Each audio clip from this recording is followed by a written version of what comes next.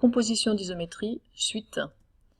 Donc on l'a vu dans la vidéo précédente, la composition de deux isométries, c'est nécessairement une isométrie, puisque je vais faire d'abord une isométrie qui va conserver les longueurs, et ensuite une deuxième isométrie qui va conserver les longueurs. Donc au final, j'aurai conservé les longueurs.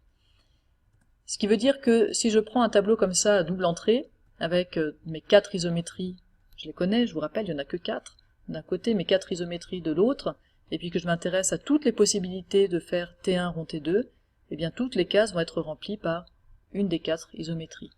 Alors on pourrait remplir complètement ce tableau, mais ça fait déjà 16 cas, c'est difficile à retenir et à faire, et en plus il y a des sous-cas, par exemple, quand je fais une réflexion, une réflexion, eh bien ça va dépendre le résultat de si mes réflexions sont d'axes parallèles ou d'axes séquents.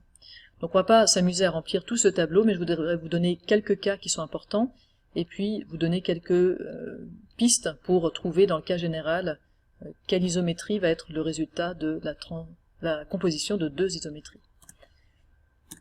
Alors d'abord, la composition de deux translations est une translation, et ça c'est à connaître par cœur, vous travaillerez dessus, mais si je glisse une figure et que je la glisse encore, même si c'est dans une direction opposée, différente, bien au final j'aurai glissé ma figure. C'est-à-dire qu'elle ne change pas d'orientation, elle ne change pas de forme, etc.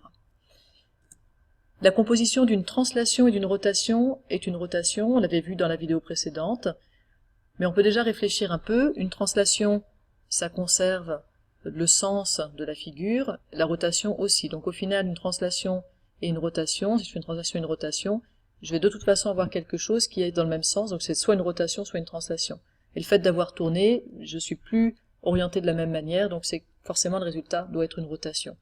Donc on peut réfléchir un peu comme ça, pour obtenir, sans faire le détail de calcul ou de figure et de dessin, on peut obtenir comme ça, juste en réfléchissant, les résultats de composition. Et de la même manière, la composition d'une rotation et d'une translation, pour exactement les mêmes raisons, ça doit aussi être une rotation. À nouveau, je vous ai dit, on ne tourne pas le sens de la figure, et en plus, ça a changé d'orientation. Il n'y a que la rotation qui fait ça.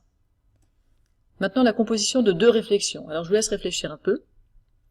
Une réflexion, ça va retourner ma figure, mais si je fais une deuxième réflexion à la suite, je vais retourner ma figure, ce qui veut dire que ma figure finale est finalement dans le même sens que ma figure initiale.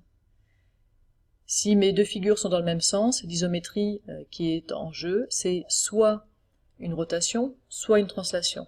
Mais en fait, les deux cas sont possibles.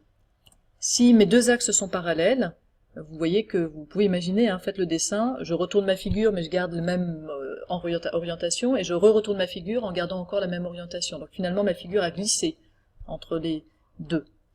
Si maintenant mes deux axes sont séquents, eh bien je vais avoir tourné, et donc j'aurai une rotation. Et je vous laisse faire un dessin pour vous convaincre de ça, et puis le centre de rotation dans ce cas c'est le point d'intersection des deux axes.